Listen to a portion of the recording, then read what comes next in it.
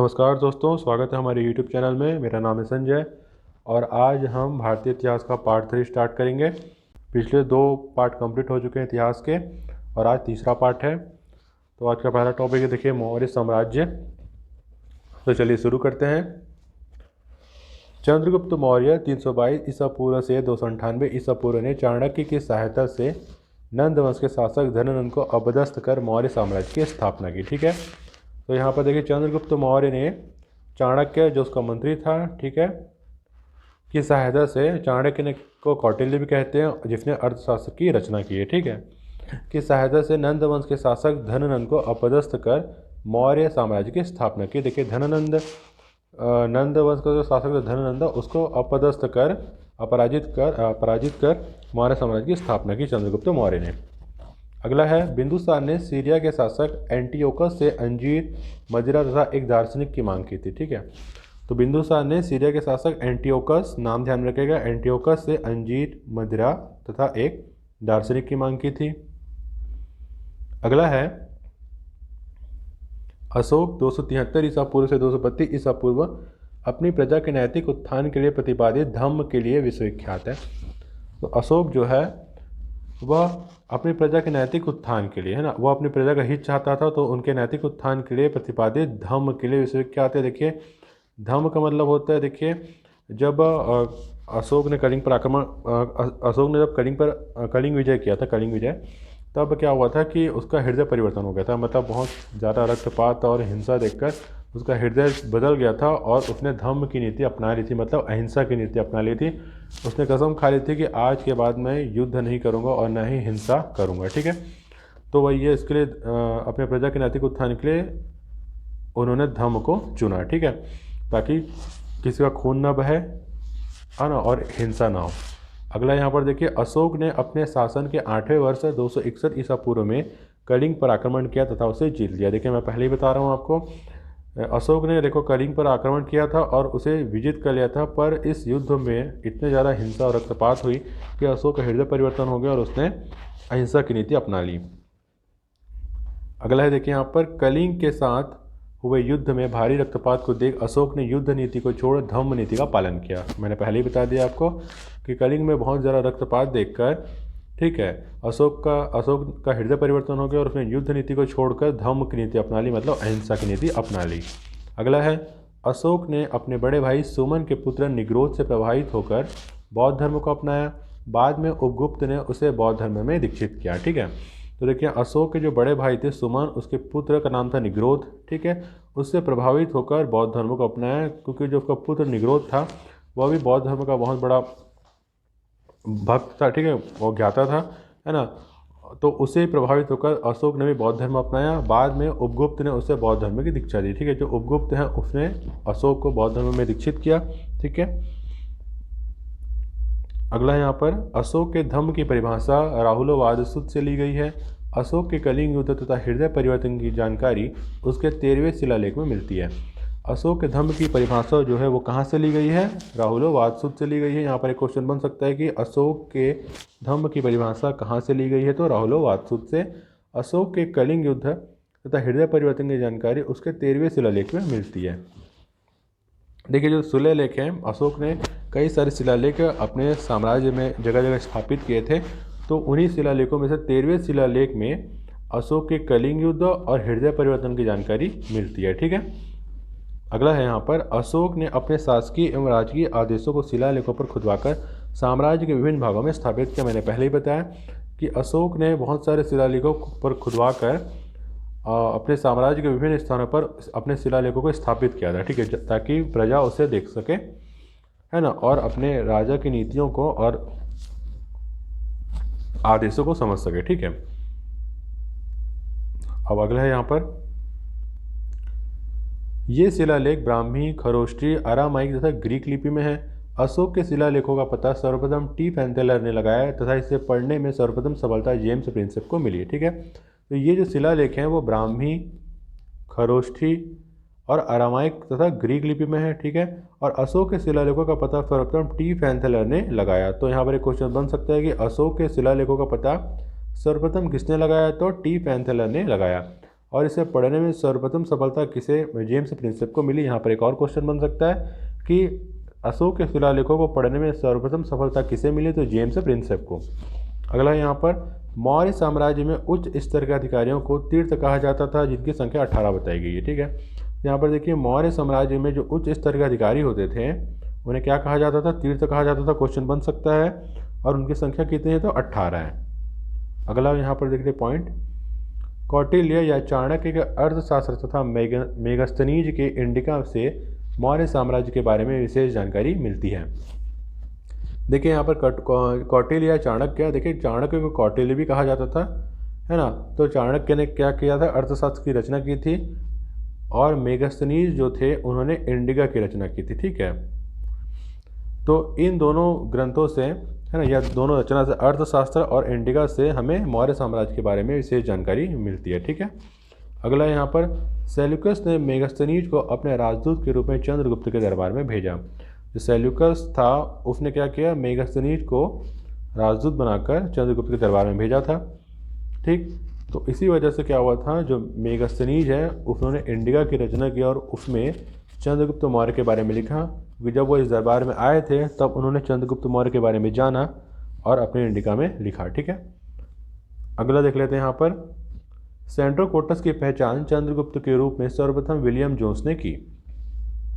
देखिए हमें सेंट्रोकोटस की पहचान, है ना, चंद्रगुप्त के रूप में किसने की, तो सर्वप्रथम विलियम जोन्स ने। क्वेश्चन बन सकता है। ठीक है, अगला यहाँ पर देखिए, चंद्रगुप्त मौर्य ने अपने अंतिम समय में जैन भिक्षु भद्रबाहु से दीक्षा लेकर श्रवणबेलगोला में कायाक्लेश के द्वारा प्राण त्याग दिया। ठीक है, देखिए यहाँ पर चंद्रगुप्त मौर्य ने अपने अंतिम समय में बोल रहे हैं कि जैन भिक्षु भद्रबाहु से दीक्षा लिया। ठीक है, और श्रवणबेलगोला में जाकर कायाक्लेश के द्वारा प्राण त्याग दिया। देखिए जो राजा होते थे उनके प्राण त्यागने के अपने तरीके होते थे। ठीक है, तो यहाँ पर ये बोल रहे हैं कि जैन भिक्षु से भद्रबाहु से दीक्षा लिया और फिर श्रवणबेलगोला एक स्थान है वहाँ पर कायाक्लेश के द्वारा अपने प्राण त्याग दिए। ठीक है, इनके प्राण त्यागने के भी अपने तरीके होते थे।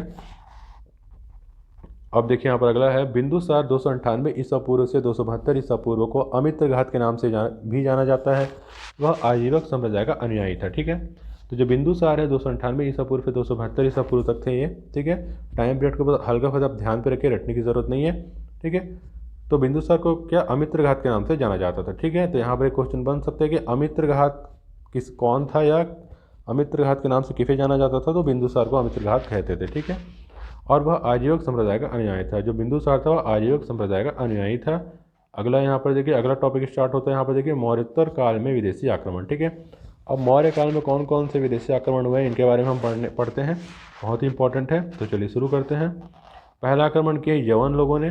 ठीक है, तो मौर्योत्तर काल में भारत पर सबसे पहला विदेशी आक्रमण बैक्ट्रिया के ग्रीकों ने किया। इन्हें हिंद यवन या इंडो ग्रीक के नाम से भी जाना जाता है। ठीक है, तो मौर्योत्तर काल में भारत पर सबसे पहला विदेशी आक्रमण किसका हुआ है, तो बैक्ट्रिया के ग्रीकों ने किया है। ठीक है ना, क्वेश्चन बन सकता है। ठीक है, बैक्ट्रिया के ग्रीकों ने, और इन्हें क्या हिंद यवन या इंडो ग्रीक के नाम से भी जाना जाता है। ठीक है, जो बैक्ट्रिया के ग्रीकों हैं उन्हें हिंद यवन भी कहते थे और इंडो ग्रीक भी कहते थे। ठीक है, तो एक प्रकार से वे यवन हुए।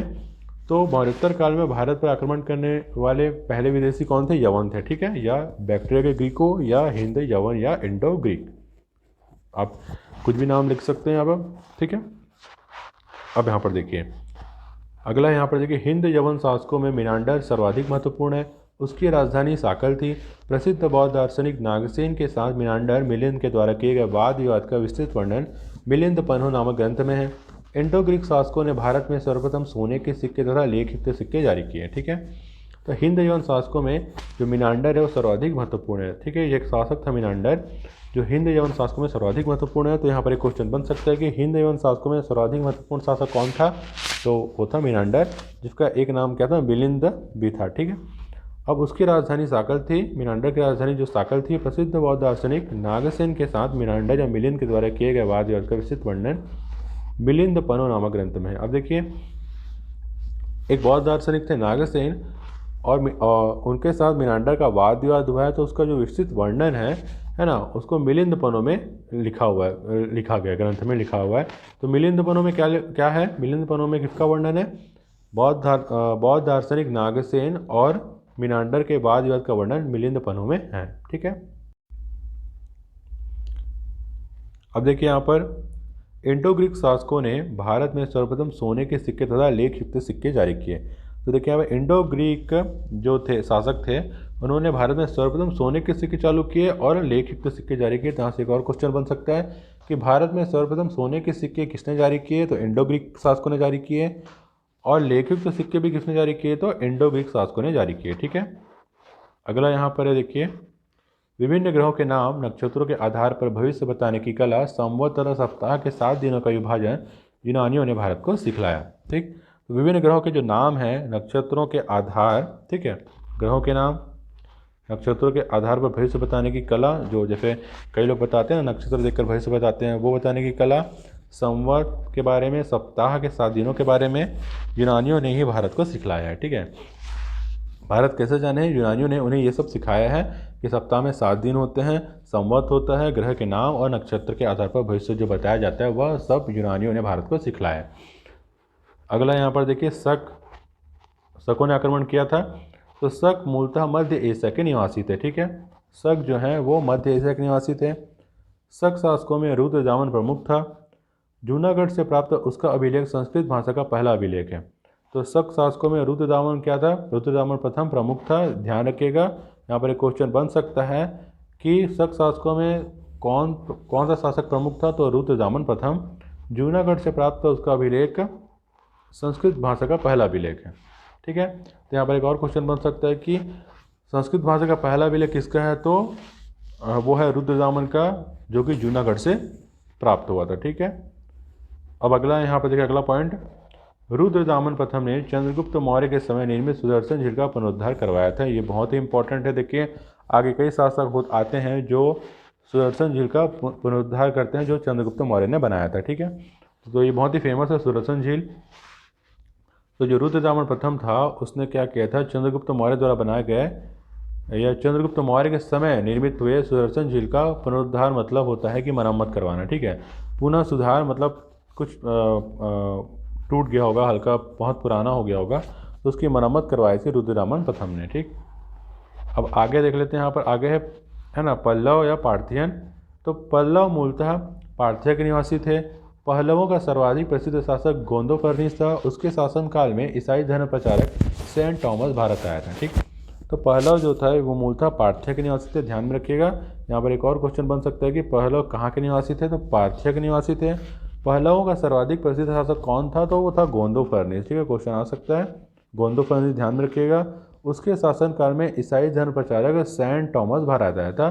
तो यहाँ से एक और क्वेश्चन पूछ सकते हैं, बन सकता है कि किसके शासनकाल में सेंट थॉमस भारत आया था? तो गोंदोफर्निस के शासनकाल में सेंट थॉमस भारत आया था। या फिर ये भी क्वेश्चन पूछ सकते हैं कि गोंदोफर्निस के शासनकाल में कौन सा ईसाई धर्म प्रचारक भारत आया था? तो सेंट थॉमस। ठीक है, अगला यहाँ पर देखते हैं, कुषाणों ने आक्रमण किया था यहाँ पर भारत पर। तो कुषाण जो थे वो यूचे जनजाति से संबंधित थे। वे पश्चिमी चीन से भारत आए थे। ठीक, तो कुषाण कौन थे? कुषाण थे यूचे जनजाति से संबंधित थे। तो यहाँ पर एक और क्वेश्चन बन सकता है कि कुषाण किस जनजाति से संबंधित थे? तो यूचे जनजाति से संबंधित थे। वे पश्चिमी चीन से भारत आए थे। ठीक, यहाँ पर एक और क्वेश्चन बन सकता है कि कुषाण कहाँ से आए थे? तो कुषाण आए थे पश्चिमी चीन से। ठीक, अगला यहाँ पर कनिष्क बौद्ध धर्म का अनुयायी था। उसके शासनकाल में चौथी बौद्ध संगति का आयोजन कुंडलवन कश्मीर में हुआ। तो यहाँ पर देखिए, कनिष्क जो था वो बौद्ध धर्म का अनुयायी था। ध्यान पे रखिएगा, यहाँ पर क्वेश्चन बन सकता है कि कनिष्क किस धर्म का अनुयायी था? तो बौद्ध धर्म का अनुयायी था। और उसके शासनकाल में चौथी बौद्ध संगति का आयोजन हुआ। बहुत इंपॉर्टेंट है। देखिए, यहाँ पर एक और क्वेश्चन पूछ सकता है कि चौथी बौद्ध संगति का आयोजन किसके शासनकाल में हुआ है? तो कनिष्क के शासनकाल में हुआ है। कहाँ पर हुआ है? कुंडलवन कश्मीर में। ठीक, अगला यहाँ पर देखिए, कनिष्क कुषाण वंश का सबसे प्रसिद्ध शासक था। कनिष्क ने 78 ईस्वी में शक संवत को प्रचलित किया। तो कनिष्क कुषाण वंश का सबसे प्रसिद्ध शासक सब जानते हैं। और कनिष्क ने 78 ईस्वी में शक संवत को प्रचलित किया। तो यहाँ पर एक क्वेश्चन बन सकता है कि कनिष्क ने शक संवत को कब प्रचलित किया? तो 78 ईस्वी में। ठीक, अब अगला यहाँ पर, कनिष्क ने पुरुषपुर पेशावर को अपनी राजधानी बनाया। मथुरा कनिष्क की द्वितीय राजधानी थी। कश्मीर में कनिष्क ने कनिष्कपुर नामक नगर की स्थापना की। देखिए, जो कनिष्क ने क्या किया? कनिष्क ने पुरुषपुर पेशावर को अपनी राजधानी बनाया। ठीक, और उसके बाद मथुरा कनिष्क की द्वितीय राजधानी थी। देखिए, पहले उसने पुरुषपुर पेशावर को अपनी राजधानी बनाया, और उसके बाद द्वितीय राजधानी थी वो थी मथुरा थी, ठीक है। फिर कश्मीर में कनिष्क ने कनिष्कपुर नगर की स्थापना की। देखिए अपने नाम पर ही इसने कनिष्कपुर नगर की स्थापना की है, कहाँ पर, कश्मीर में। तो यहाँ ध्यान रखिएगा कि कश्मीर में कनिष्क ने कनिष्कपुर नामक नगर की स्थापना की। अब देखिए यहाँ पर ये खत्म हो गया, सब खत्म हो गया। अब देखिए यहाँ पर गुप्त साम्राज्य स्टार्ट हो रहा है। तो चलिए शुरू करते हैं। गुप्त वंश का प्रथम महत्वपूर्ण शासक चंद्रगुप्त प्रथम था, लेकिन इसके पहले श्रीगुप्त 240 से 285 ईसा पूर्व तथा घटोत्कच 280 से 320 ईसा पूर्व का शासक के रूप में उल्लेख मिलता है। चंद्रगुप्त प्रथम 319 से 335 ईस्वी ने 320 ईस्वी में गुप्त संवत की शुरुआत की। उसने महाराजा धीराज की उपाधि धारण की थी, ठीक। तो गुप्त वंश का प्रथम महत्वपूर्ण शासक कौन था? तो वो था चंद्रगुप्त प्रथम, ध्यान पे रखिएगा। लेकिन इसके पहले श्रीगुप्त और घटोत्कच का शासक के रूप में उल्लेख मिलता है, ठीक है। तो यहाँ पर देखिए चंद्रगुप्त प्रथम महत्वपूर्ण शासक तो था गुप्त वंश का, पर उससे भी पहले श्रीगुप्त और घटोत्कच नाम के दो शासकों का उल्लेख मिलता है, ठीक है। तो यहाँ पर हम पूरी तरीके से ये नहीं कह सकते कि गुप्त साम्राज्य का या गुप्त वंश का जो संस्थापक था वो चंद्रगुप्त प्रथम था, क्योंकि उससे पहले भी दो शासक थे, श्रीगुप्त और घटोत्कच, ठीक है। ये घटोत्कच जो महाभारत वाला नहीं है, ध्यान पे रखिएगा, आप कंफ्यूज मत होइएगा, ठीक। अब चंद्रगुप्त प्रथम ने 320 ईस्वी में गुप्त संवत की शुरुआत की। तो देखिए यहाँ पर चंद्रगुप्त प्रथम ने क्या किया, गुप्त संवत की शुरुआत की 320 ईस्वी में। तो यहाँ पर एक और क्वेश्चन बन सकता है कि चंद्रगुप्त प्रथम ने गुप्त संवत की शुरुआत कब की? तो 320 ईस्वी में, ठीक। उसने महाराजा धीराज की उपाधि धारण की। चंद्रगुप्त प्रथम ने महाराजा धीराज की उपाधि धारण की। तो यहाँ पर एक और क्वेश्चन बन सकता है कि महाराजा धीराज की उपाधि किसने धारण की? तो चंद्रगुप्त प्रथम ने। अगला यहाँ पर स्कंदगुप्त 455 से 467 ईस्वी गुप्त वंश का अंतिम प्रतापी शासक था। उसने हुणों के आक्रमण को विफल किया था, ठीक है। तो स्कंदगुप्त जो था वो गुप्त वंश का अंतिम प्रतापी शासक था। मतलब देखिए प्रतापी मतलब आप समझ रहे होंगे, प्रतापी मतलब अच्छा शासक, ठीक है। अच्छा योद्धा था, अच्छा शासक था स्कंदगुप्त, और वह गुप्त वंश का अंतिम प्रतापी शासक था, ठीक, अंतिम शासक था। उसने हुणों के आक्रमण को विफल किया। देखिए स्कंदगुप्त जो था उसने हुणों को पराजित किया था, ठीक है। जो हुण थे वो बहुत ही ज़्यादा अच्छे थे युद्ध करने में, पर स्कंदगुप्त ने हुणों को भी पराजित किया था, आक्रमण को उनका विफल किया था। अगला यहाँ पर देखिए स्कंदगुप्त ने भी चंद्रगुप्त मौर्य के समय निर्मित सुदर्शन झील का पुनरुद्धार करवाया था। देखिए पहले किसने करवाया था? रुद्रदामन प्रथम ने, ठीक है, सुदर्शन झील का पुनरुद्धार। और इसके बाद देखिए स्कंदगुप्त है, उसने चंद्रगुप्त मौर्य द्वारा समय में निर्मित सुदर्शन झील का पुनरुद्धार करवाया, ठीक, ध्यान पे रखिएगा। अगला यहाँ पर गुप्तकालीन प्रशासन की सबसे छोटी इकाई ग्राम थी, जिसका प्रशासन ग्रामिक के हाथ में होता था। कई गांवों को मिलाकर पेट बनते थे, ठीक। तो गुप्तकालीन प्रशासन की सबसे छोटी इकाई क्या थी? ग्राम थी। क्वेश्चन आ सकता है, ठीक। मतलब स्पेशली देखिए काल को भी वो करके क्वेश्चन बना सकते हैं कि गुप्तकालीन प्रशासन की सबसे छोटी इकाई क्या थी? तो यहाँ पर ग्राम थी, ध्यान रखिएगा। जिसका प्रशासन ग्रामिक के हाथ में होता था, ठीक। ग्राम थी सबसे छोटी इकाई, और उसका प्रशासन किसके हाथ में होता था? तो ग्रामिक के हाथ में होता था। और कई गांवों को मिलाकर क्या बनते थे? पेट बनते थे, ध्यान रखिएगा। अगला यहाँ पर देखिए, अगला टॉपिक पॉइंट है, भारत में मंदिरों का निर्माण गुप्त काल से शुरू हुआ। देवगढ़ का दशावतार मंदिर गुप्त काल का सबसे उत्कृष्ट मंदिर है। गुप्तकालीन बौद्ध गुफा मंदिरों में अजंता एवं बाघ की गुफाएं प्रमुख हैं, ठीक। तो भारत में मंदिरों का निर्माण गुप्त काल से शुरू हुआ। और देवगढ़ का जो दशावतार मंदिर है, ठीक, यहाँ पर क्वेश्चन बन सकता है कि भारत में मंदिरों का निर्माण किस काल से शुरू हुआ? तो गुप्त काल से शुरू हुआ। देखिए इस प्रकार के क्वेश्चन आते हैं स्टूडेंट लोगों को कंफ्यूज करने के लिए, क्योंकि कई बार ऐसा होता है कि स्टूडेंट इतने बारीकी से नहीं पढ़ते हैं, या फिर ये सोचते हैं कि ये क्वेश्चन मतलब ये जो लाइन है वो थोड़ी ना आएगा क्वेश्चन पर। कई बार होता है कि कुछ ऐसे लाइनों को क्वेश्चन बना दिया जाता है जो आप समझ भी नहीं पाएंगे। यहाँ पर देखिए भारत में मंदिरों का निर्माण गुप्त काल से शुरू हुआ। अब यहाँ से भी क्वेश्चन बन सकता है, पर पढ़ते समय ये इंपॉर्टेंट नहीं लगता है, पर एक्चुअली ये इंपॉर्टेंट होता है।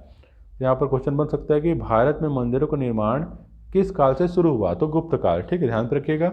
और देवगढ़ का जो दशावतार मंदिर है वह गुप्त काल का सबसे उत्कृष्ट मंदिर है, ठीक।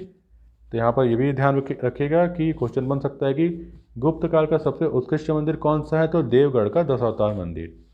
गुप्तकालीन बौद्ध गुफा मंदिरों में अजंता एवं बाघ की गुफाएं प्रमुख है। अब देखिए गुप्तकालीन जो बौद्ध गुफा है मंदिर है उसमें अजंता और बाघ की गुफाएं प्रमुख हैं। अगला पॉइंट है यहाँ पर, गुप्त शासकों की राजकीय या आधिकारिक भाषा संस्कृत थी। तो यहाँ पर क्वेश्चन बन सकता है कि गुप्त शासकों की राजकीय और आधिकारिक भाषा क्या थी, तो संस्कृत थी। अगला पॉइंट यहाँ पर गुप्त काल में भाग एवं भोग राजस्व कर था। भाग उपज का छठा हिस्सा होता था, जबकि भोग सब्जी तथा फलों के रूप में दी जाती थी। ठीक, देखिए गुप्त काल में जो भाग और भोज होता, भाग और भोग क्या होता था, राजस्व कर होता था। तो यहाँ से क्वेश्चन बन सकता है कि भाग और भोग क्या था, ऐसा भी क्वेश्चन बन सकता है। तो गुप्त काल में भाग और जो भोग था वो राजस्व कर था। ठीक है, या ये क्वेश्चन बन सकता है कि गुप्त काल में राजस्व कर क्या था, तो भाग और भोग नाम से लिया जाता था। और भाग जो था वो उपज का छठा हिस्सा होता था, ध्यान से रखिएगा। भाग कर किसे कहते थे, उपज का छठा हिस्सा को कहते थे, जबकि जो भोग था वो सब्जी और फलों के रूप में दी जाती थी। ठीक, अगला पॉइंट यहाँ पर देखिए, चंद्रगुप्त प्रथम ने अपने राजनीतिक उद्देश्यों की पूर्ति के लिए लिच्छवी राजकुमारी कुमार देवी से विवाह किया था, जो उस समय की महत्वपूर्ण घटना थी। ठीक, तो चंद्रगुप्त प्रथम ने अपने राजनीतिक उद्देश्यों की पूर्ति के लिए, देखिए यहाँ पर राजनीतिक उद्देश्य की पूर्ति के लिए किया था विवाह, किससे, लिच्छवी की राजकुमारी कुमार देवी से। ठीक, उन्हें प्रेम नहीं हुआ था, उन्होंने अपने राजनीतिक उद्देश्यों की पूर्ति के लिए किया था, जो उस समय की महत्वपूर्ण घटना थी। ठीक है, अगला यहाँ पर देखिए, समुद्रगुप्त 335 से 375 ईस्वी चंद्रगुप्त प्रथम का पुत्र था। विभिन्न अभियानों के कारण इतिहासकार वी स्मिथ ने उसे भारत का नेपोलियन कहा। जो समुद्रगुप्त था वह चंद्रगुप्त प्रथम का पुत्र था, और विभिन्न अभियानों के कारण इतिहासकार वी स्मिथ ने उसे भारत का नेपोलियन। अब देखिए भारत का नेपोलियन क्यों कहा जा रहा है, क्योंकि नेपोलियन आप जानते हैं बहुत ही महान योद्धा था, तो उसी तरह समुद्रगुप्त भी महान योद्धा होगा, तभी उसे वी स्मिथ ने भारत का नेपोलियन कहा है। तो यहाँ से क्वेश्चन बन सकता है कि भारत का नेपोलियन किसे कहा जाता है, तो समुद्रगुप्त को, जो कि चंद्रगुप्त प्रथम का पुत्र था। किसने कहा है, तो वी स्मिथ ने। अगला देखिए यहाँ पर अगला पॉइंट है, समुद्रगुप्त के विजयों और उसके बारे में जानकारी के स्रोत उसके दरबारी कवि हरिसेन द्वारा रचित प्रयाग प्रशस्ति या इलाहाबाद स्तंभ अभिलेख।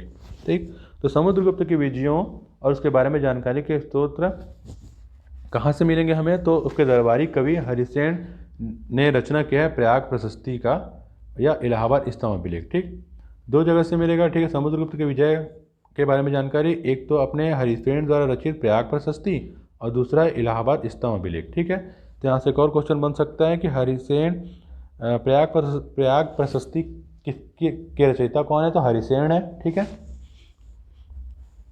अब यहाँ पर देखिए अगला पॉइंट है, समुद्रगुप्त की अनुमति से सिंहल श्रीलंका के राजा मेघवर्मन ने बोध गया में एक बौद्ध मठ स्थापित किया था। ठीक, तो बस नॉर्मल सा ही है कि समुद्रगुप्त की अनुमति से जो श्रीलंका या सिंहल, श्रीलंका को पहले सिंहल बोलते थे, कि जो राजा थे मेघवर्मन, उन्होंने अनुमति लेकर बोध गया में एक बौद्ध मठ की स्थापना की थी। ठीक, उसके बाद समुद्रगुप्त के सिक्कों पर उसे वीणा बजाते हुए दिखाया गया, नॉर्मल सी चीज़ है। अगला है चंद्रगुप्त द्वितीय 375 से 415 ईस्वी का काल गुप्त काल में साहित्य और कला का स्वर्ण काल कहा जाता है। देखिए चंद्रगुप्त द्वितीय का जो काल है वो गुप्त काल में साहित्य और कला का स्वर्ण काल था। क्यों था, क्योंकि वहाँ उस समय साहित्य और कला को बहुत ज़्यादा प्रोत्साहित किया जाता था। ठीक है, और जो भी साहित्य और कला से जुड़े थे उनको बहुत ज़्यादा उनकी उन्नति हो रही थी। ठीक है, तो इसलिए उसे स्वर्ण काल कहा जाता था। आगे यहाँ पर देखिए, चंद्रगुप्त द्वितीय ने शकों को पराजित कर विक्रमादित्य की उपाधि धारण की तरह चांदी के सिक्के चलाए। ठीक, चंद्रगुप्त द्वितीय जो था उन्होंने शकों को पराजित किया था और विक्रमादित्य की उपाधि धारण की थी। तो देखिए जो विक्रमादित्य थे, चंद्रगुप्त द्वितीय को हम विक्रमादित्य के नाम से भी जानते हैं, आप सभी को पता होगा। उन्होंने शकों को पराजित किया था, तब उन्होंने विक्रमादित्य की उपाधि धारण की थी और चांदी के सिक्के चलाए। तो देखिए यहाँ पर क्वेश्चन बन सकता है कि चंद्रगुप्त द्वितीय ने विक्रमादित्य की उपाधि क्यों धारण की थी, तो जब उन्होंने शकों को पराजित किया था तो विक्रमादित्य की उपाधि धारण की थी। या फिर विक्रमादित्य का दूसरा नाम क्या है, चंद्रगुप्त द्वितीय, जो उनका असली नाम है। उसके बाद उन्होंने ये उपाधि है विक्रमादित्य। ठीक, उसके बाद देखिए अगला पॉइंट है, चंद्रगुप्त द्वितीय के शासन काल में चीनी यात्री फाहयान 399 से 412 ईस्वी भारत आया था। ठीक है, तो जो फाहयान था चीनी यात्री, वह चंद्रगुप्त द्वितीय या विक्रमादित्य के शासन काल में भारत आया था। तो यहाँ से एक और क्वेश्चन बन सकता है कि चीनी यात्री फाहयान किसके शासनकाल में भारत आया था, तो चंद्रगुप्त द्वितीय विक्रमादित्य के शासनकाल में भारत आया था। ठीक है, या ये क्वेश्चन बन सकता है कि चंद्रगुप्त द्वितीय या विक्रमादित्य के शासनकाल में कौन सा चीनी यात्री भारत आया था, तो चीनी यात्री फाहयान। अब अगला पॉइंट है देखिए यहाँ पर, उसके दरबार में 9 विद्वानों की मंडली थी जिसे नवरत्न कहा जाता था। इस नवरत्न में कालिदास, अमर सिंह आदि शामिल थे। देखिए चंद्रगुप्त द्वितीय या विक्रमादित्य के दरबार में 9 विद्वानों की मंडली थी, ठीक है, और उसे क्या कहा जाता था, नवरत्न कहा जाता था, और इस नवरत्न में कालिदास, अमर सिंह भी शामिल थे, ठीक। अब अगला है देखिए कुमारगुप्त प्रथम 415 से 455 ईस्वी के समय में नालंदा विश्वविद्यालय की स्थापना की गई थी, ठीक। तो यहाँ पर देखिए क्वेश्चन बन सकता है कि नालंदा विश्वविद्यालय की स्थापना कौन से शासक के समय हुई थी या किसके शासनकाल में हुई थी, तो कुमारगुप्त प्रथम के शासनकाल में नालंदा विश्वविद्यालय की स्थापना हुई थी, बहुत ही इंपॉर्टेंट है। अगला देखिए, अगला वंश है यहाँ पर देखिए पुष्यभूति वंश। तो चलिए शुरू करते हैं पुष्यभूति वंश। पुष्यभूति वंश की स्थापना थानेश्वर में हुई थी। इस वंश का पहला महत्वपूर्ण शासक प्रभाकर वर्धन था, ठीक। तो पुष्यभूति वंश की स्थापना कहाँ हुई थी, थानेश्वर में हुई थी, क्वेश्चन बन सकता है। और इस वंश का जो पहला महत्वपूर्ण शासक था वो था प्रभाकर वर्धन। तो देखिए यहाँ से एक और क्वेश्चन बन सकता है कि पुष्यभूति वंश का पहला महत्वपूर्ण शासक कौन था, तो वो था प्रभाकर वर्धन, ठीक है। अगला पॉइंट है, हर्षवर्धन के शासनकाल में चीनी यात्री हेन सांग भारत आया था। उसका यात्रा वृत्तांत सीयुकी के नाम से जाना जाता है। तो देखिए हर्षवर्धन के शासनकाल में कौन चीनी यात्री भारत आया था, तो हेन सांग, ठीक है, चीनी यात्री हेन सांग भारत आया था। तो यहाँ से एक और क्वेश्चन बन सकता है कि चीनी यात्री हेन सांग किसके शासनकाल में भारत आया था, तो हर्षवर्धन के शासनकाल में भारत आया था। या तो ये क्वेश्चन बन सकता है कि हर्षवर्धन के शासनकाल में कौन सा चीनी यात्री भारत आया था, तो आप कंफ्यूज मत होइएगा, फायान मत लिख दीजिएगा, हेन सांग आया था भारत, ठीक है, और उसका यात्रा वृत्तांत सीयुकी के नाम से जाना जाता है। अब देखिए चीनी यात्री हेन सांग का जो यात्रा वृत्तांत है वो किसके नाम से जाना जाता है, किस नाम से जाना जाता है, तो सीयुकी के नाम से जाना जाता है, ठीक है। अगला पॉइंट है, हर्षवर्धन 606 से 647 ईस्वी इस वंश का महान शासक था। उसने अपनी राजधानी थानेसर से कन्नौज स्थानांतरित की। जो हर्षवर्धन था वह इस पुष्यभूति वंश का महान शासक था और उसने अपनी राजधानी थानेसर से कन्नौज स्थानांतरित की, ठीक। अगला यहाँ पर देखिए बाणभट्ट हर्ष का दरबारी कवि था। उसने हर्ष चरित की रचना की। हर्ष ने स्वयं नागानंद, रत्नावली एवं प्रियदर्शिका नामक नाटकों की रचना की थी, ठीक। तो बाणभट्ट था वो हर्षवर्धन का दरबारी कवि था। उसने हर्षचरित की रचना की, ठीक है। तो यहाँ पर देखिए हर्षचरित की रचयिता कौन है या किसने रचना की है, तो बाणभट्ट ने की है, ठीक है, जो कि हर्ष का दरबारी कवि था। और हर्ष ने स्वयं नागानंद, रत्नावली और प्रियदर्शिका नामक नाटकों की रचना की। तो यहाँ से देखिए क्वेश्चन बन सकता है कि नागानंद, रत्नावली और प्रियदर्शिका की रचना किसने की है, तो हर्ष ने की है। ये तीनों क्या है, नाटक है, ध्यान पर रखिएगा। या फिर ये क्वेश्चन बन सकता है कि हर्ष ने किन किन नाटकों की रचना की है, तो नागानंद, रत्नावली और प्रियदर्शिका, ठीक है। अगला पॉइंट देख लेते हैं हम।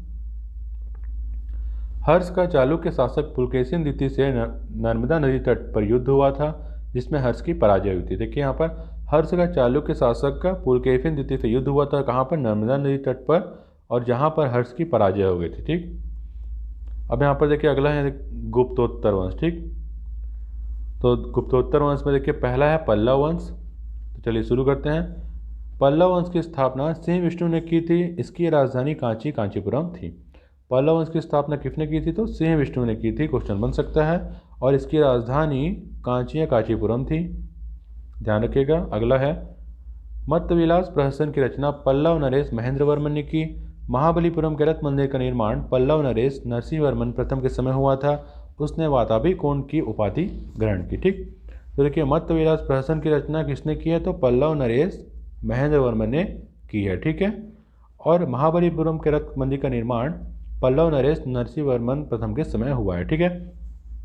महाबलीपुरम के रथ मंदिर का निर्माण कौन से शासक के समय हुआ है, तो पल्लव नरेश नरसिंह वर्मन प्रथम के समय, ठीक। यहाँ से एक और कुछ, यहाँ देखिए यहाँ से क्वेश्चन बन सकता है कि मत्तविलास प्रहसन की रचना किसने की है, तो पल्लव नरेश महेंद्र वर्मन ने, ठीक। अब उसने वातापी कोण की उपाधि ग्रहण की, ठीक है। देखिए यहाँ पर जो पल्लव नरेश नरसिंह वर्मन जी हैं उन्होंने वातापी कोण की उपाधि ग्रहण की। यहाँ से एक और क्वेश्चन बन सकता है कि वातापी कोण की उपाधि किसने ग्रहण की, तो पल्लव नरेश नरसिंह वर्मन प्रथम ने। अगला देखिए यहाँ पर है राष्ट्रकूट वंश। तो देखिए यहाँ पर राष्ट्रकूट वंश की स्थापना दंती दुर्ग ने की थी। इसकी राजधानी मानेकखेड़ थी, ठीक। तो यहाँ पर देखिए दंती दुर्ग ने, राष्ट्रकूट वंश की स्थापना किसने की, तो दंती दुर्ग ने, ठीक है। और इसकी राजधानी कहाँ थी, मानेकखेड़ थी, ठीक। अगला यहाँ पर एलोरा के प्रसिद्ध कैलाश मंदिर का निर्माण कृष्ण प्रथम ने करवाया था। एलोरा एवं एलिफेंटा गुफा मंदिरों का निर्माण राष्ट्रकूट शासकों के द्वारा हुआ है। ठीक, तो एलोरा के प्रसिद्ध कैलाश मंदिर का निर्माण किसने करवाया है? कृष्ण प्रथम ने करवाया। क्वेश्चन बन सकता है। और एलोरा एवं एलिफेंटा गुहा मंदिरों का निर्माण राष्ट्रकूट शासकों के द्वारा हुआ है। और एलोरा और एलिफेंटा गुहा मंदिरों का निर्माण किसने करवाया? तो राष्ट्रकूट शासकों ने। देखिए, एलोरा के प्रसिद्ध कैलाश मंदिर का निर्माण कृष्ण प्रथम ने करवाया है और एलोरा और एलिफेंटा गुहा मंदिरों का निर्माण राष्ट्रकूट शासकों ने करवाया है। ध्यान पर रखिएगा, क्वेश्चन बन सकता है। आगे यहाँ पर देखिए, ध्रुव प्रथम राष्ट्रकूट दक्षिण भारत शासक था जिसने कन्नौज पर अधिकार के लिए त्रिपक्षीय संघर्ष में भाग लिया। देखिए, ध्रुव प्रथम जो था वह राष्ट्रकूट शासक था। ठीक है, और उसने क्या किया? उसने कन्नौज पर अधिकार करने के लिए जो त्रिपक्षीय संघर्ष हुआ था उसमें भाग लिया था ध्रुव प्रथम। ठीक, त्रिपक्षीय संघर्ष मतलब देखिए यहाँ पर 3 शासकों के बीच युद्ध हुआ था तो फिर त्रिपक्षीय संघर्ष बोलते हैं। देखिए, जब 2 शासकों के बीच युद्ध होता है तो फिर द्विपक्षीय संघर्ष बोलते हैं, पर जब 3 शासकों के बीच युद्ध होता है तो फिर त्रिपक्षीय संघर्ष बोलते हैं। ठीक, अब देखिए अगला है, अमोघ वर्ष जैन धर्म का अनुयायी था। इसने कन्नड़ में कविराज मार्ग की रचना की है। देखिए, अमोघ वर्ष जो था वो जैन धर्म का अनुयायी था और कन्नड़ में इसने कविराज मार्ग की रचना की है। ठीक है, तो यहाँ पर क्वेश्चन बन सकता है कि कविराज मार्ग की रचना किसने की है? तो अमोघ वर्ष ने की है जो कि जैन धर्म का अनुयायी था, और कविराज मार्ग की जो भाषा है वो क्या है? कन्नड़ है। ठीक, अगला यहाँ पर देखिए, चोल वंश। देखिए यहाँ पर चीज़ों को बड़े शॉर्ट तरीके से मैं पढ़ा रहा हूँ क्योंकि ये फूड इंस्पेक्टर खाद्य निरीक्षक की क्लास है। ठीक है, यहाँ पर आप ज़रा डिटेल से नहीं पढ़ेंगे क्योंकि डिटेल से हम सिर्फ यूपीएससी पीएससी में ही पढ़ते हैं। फूड इंस्पेक्टर के एग्ज़ाम के लिए उतना डिटेल्स या डीप से पढ़ने की कोई ज़रूरत नहीं है। ठीक है, तो आप डीप और डिटेल से पढ़कर अपना टाइम वेस्ट मत कीजिए। आराम से चीज़ों को शॉर्ट तरीके से मैं आपको अच्छे से पढ़ा रहा हूँ, उस तरीके से मैंने अपना नोट्स तैयार किया है सिलेबस के अकॉर्डिंग। तो आप आराम से पढ़ते चलिए, वीडियो को देखते चलिए। वीडियो को कम से कम 2 बार देखिए जिससे आपको अच्छे से ध्यान पे आ जाएगा और रटने की ज़रूरत बिल्कुल भी नहीं है। बस आप चीज़ों को ध्यान पे रखिए और समझते चलिए। ठीक, तो देखिए, चोल वंश से स्टार्ट करते हैं हम। चोल वंश की स्थापना विजयालय ने की थी। इसकी राजधानी तंजौर थी। चोल शासक, देखिए यहाँ पर तंजौर आएगा। ठीक है, तंजौर थी इसकी राजधानी। चोल शासक राजराज प्रथम ने श्रीलंका पर आक्रमण करके विजित प्रदेश को चोल साम्राज्य का नया प्रांत बनाया। ठीक, तो चोल वंश की स्थापना किसने की है? विजयालय ने की है। ध्यान पे रखिएगा, विजयालय नाम को। इसकी राजधानी तंजौर थी। ठीक है, तो चोल वंश की जो राजधानी थी वो कहाँ थी? तंजौर। देखिए, तंजौर है ना, वो गलती से लिखा गया तंजौर है। चोल शासक राजराज प्रथम ने श्रीलंका पर आक्रमण करके विजित प्रदेश को चोल साम्राज्य का नया प्रांत बनाया। देखिए, चोल शासक जो राजराज प्रथम था उसने श्रीलंका पर आक्रमण किया और विजय हुआ और विजित प्रदेश को चोल साम्राज्य में मिला लिया। ठीक है, अब अगला देख लेते हैं। यहाँ पर राजराज प्रथम ने तंजौर में राजराजेश्वर का शिव मंदिर, जिसे बृहदेश्वर मंदिर भी बोलते हैं, बनवाया। राजराज प्रथम ने शैलेंद्र, देखिए राजराज प्रथम को राजाराज प्रथम ही बोलते हैं। कई बुक में क्या दिया? राजाराज प्रथम दिया है, कई बुक में राजराज प्रथम दिया है। तो आप आराम से राजराज प्रथम लेकर चलिए, राजाराज भी बोल सकते हैं आप, उसमें कोई दिक्कत नहीं है। ठीक है, तो नाम में जब बड़ा कन्फ्यूज़न मत होइएगा। ठीक है, तो राजराज प्रथम ने शैलेंद्र शासक को नागपट्टनम में बोर मठ स्थापित करने की अनुमति दी थी। ठीक है, तो यहाँ पर देखिए राजराज प्रथम ने क्या किया था? तंजौर में राजराजेश्वर का शिव मंदिर या बृहदेश्वर मंदिर बनवाया था। यहाँ पर एक क्वेश्चन बन सकता है कि राजराजेश्वर का शिव मंदिर या बृहदेश्वर मंदिर किसने बनवाया था? तो राजराज प्रथम ने बनवाया था। और राजराज प्रथम ने शैलेंद्र शासक को, देखिए यहाँ पर राजराज प्रथम ने शैलेंद्र शासक जो था उनको नागपट्टनम में बोर मठ स्थापित करने की अनुमति दी थी। किसने दी थी? तो राजराज प्रथम ने शैलेंद्र शासक को दी थी। ठीक है, अब अगला पॉइंट यहाँ पर, राजेंद्र प्रथम ने गंगा घाटी के सफल अभियान के क्रम में पाल वंश के शासक महिपाल को पराजित किया। इस विजय की स्मृति में उसने गंगा कोंड चोलपुरम नगर का निर्माण किया। स्थानीय स्वशासन चोल साम्राज्य की प्रमुख विशेषता थी। तो देखिए राजेंद्र प्रथम जो थे उन्होंने गंगा घाटी के सफल अभियानों के क्रम में, जब वो गंगा घाटी विजय करने निकले थे तब उस सफल अभियानों के क्रम में पाल वंश के शासक महिपाल को पराजित किया था। किसने पराजित किया था? तो राजेंद्र प्रथम ने पराजित किया था पाल वंश के शासक महिपाल को। और इस विजय की स्मृति में उन्होंने क्या किया? गंगा कोंड चोलपुरम में नगर का निर्माण किया। ठीक है, तो यहाँ पर क्वेश्चन बन सकता है कि गंगा कोंड चोलपुरम पर नगर का निर्माण किसने किया है? तो राजेंद्र प्रथम ने किया है। क्यों किया? क्योंकि उसने पाल वंश के शासक महिपाल को पराजित किया और उसकी स्मृति में गंगा कोंड चोलपुरम नगर का निर्माण किया। और स्थानीय स्वशासन चोल साम्राज्य की प्रमुख विशेषता थी। ठीक है, यहाँ पर चोल साम्राज्य की प्रमुख विशेषता क्या थी? तो स्थानीय स्वशासन। ठीक है, आगे बढ़ते हैं। यहाँ पर देखिए आगे है पाल वंश। तो देखिए पाल वंश का जो संस्थापक था वो गोपाल था। उसने औदंतपुरी बिहार शरीफ बौद्ध विहार की स्थापना की थी। ठीक, तो पाल वंश का संस्थापक कौन था? गोपाल था, ध्यान पे रखिएगा। और उसने औदंतपुरी या बिहार शरीफ में बौद्ध विहार की स्थापना की है। ठीक है, तो यहाँ पर एक क्वेश्चन बन सकता है कि औदंतपुरी या बिहार शरीफ में बौद्ध विहार की स्थापना किसने की है? तो गोपाल ने की है, पाल वंश के संस्थापक गोपाल ने। ठीक, आगे यहाँ पर देख लेते हैं। धर्मपाल ने विक्रमशिला विश्वविद्यालय का निर्माण करवाया।